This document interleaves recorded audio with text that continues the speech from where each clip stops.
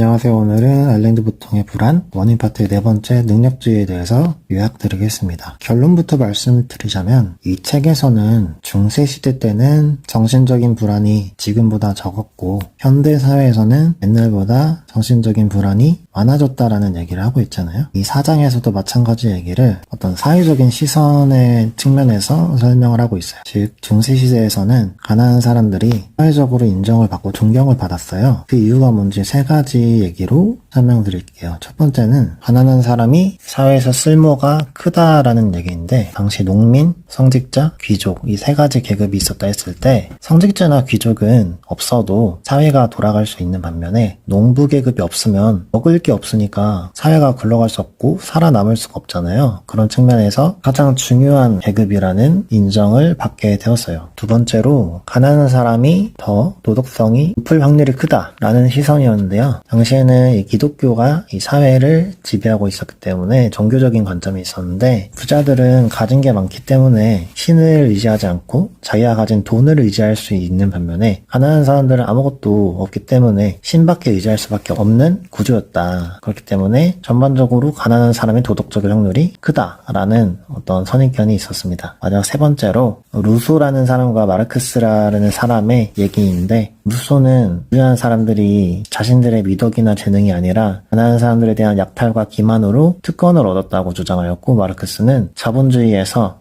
고용주가 노동자를 착취해서 이득을 취하고 있다면서 공산주의를 주장을 하였어요. 그래서 이러한 세 가지 어른들을 비춰봤을 때 가난한 사람들은 이 가난이라는 고통을 느끼는 와중에 정신적으로는 그리고 사회적으로는 존경과 위로를 받을 수 있는 여지가 있었던 사회라는 것입니다. 반면에 18세기 이후의 현대사회를 살펴볼까요? 이때는 능력주의 사회가 되었어요. 가난하든 부유하든 출생의 시작점은 중요치 않다. 그 과정에서 내가 노력만 하면 충분히 개천에서 용이 날 수 있고 가난한 사람에서 부유한 사람으로 탈바꿈할 수 있다라는 전제가 사회적으로 지배를 하고 있었습니다. 그렇다 보니 가난한 사람들에 대한 저평가적인 시각이 더 커지는 구조였는데요.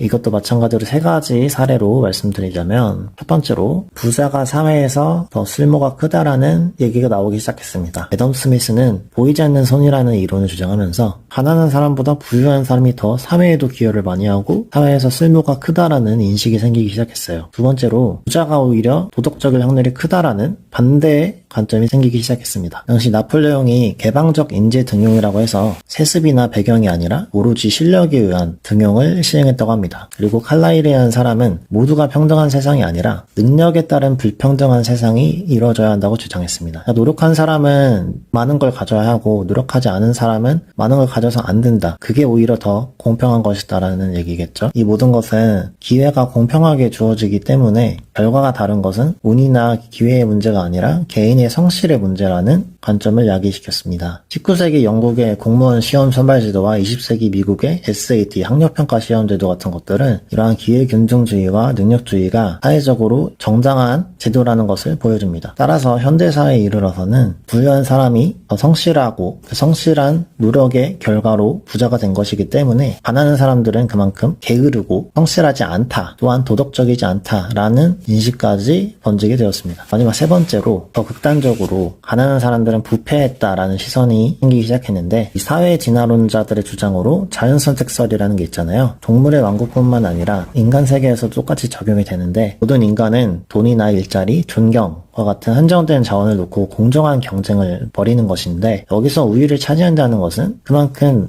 본질적으로 나은 데가 있기 때문이라고 주장을 하고요. 따라서 가난한 사람의 고난과 가난한 사람이 빨리 죽는 것은 사회 전체에 유익하다라는 조금은 잔인하지만 냉정한 주장을 하게 되었습니다. 또한 사회적인 그리고 경제학적인 주장도 있었는데, 부의 재분배에 대한 비판의 여론이 있었습니다. 세뮤얼 스마일즈라는 사람은 정부가 가난한 사람을 너무 많이 지원해주면 그들이 스스로 일할 동기와 필요를 잃는다고 주장하였고요. 앤드루 카네기라는 사람은 복지와 자선에 대해서 비관적인 시각을 주장하였습니다. 그래서 이러한 세 가지 여론들로 인해서 현대사회에서는 안 그래도 내가 지금 물질적으로 가난해서 힘들어 죽겠는데 사회적인 시선마저도 냉혹하고 차가워서 이거 진짜 살만 안 난다, 더욱더 불안이 커지는 요인이 되었다라고 이 책에서는 설명하고 있습니다. 다음 시간에는 현대사회에서 불안한 이유 5가지 원인 중에서 5번째, 불확실성에 대해서 설명드리겠습니다. 감사합니다.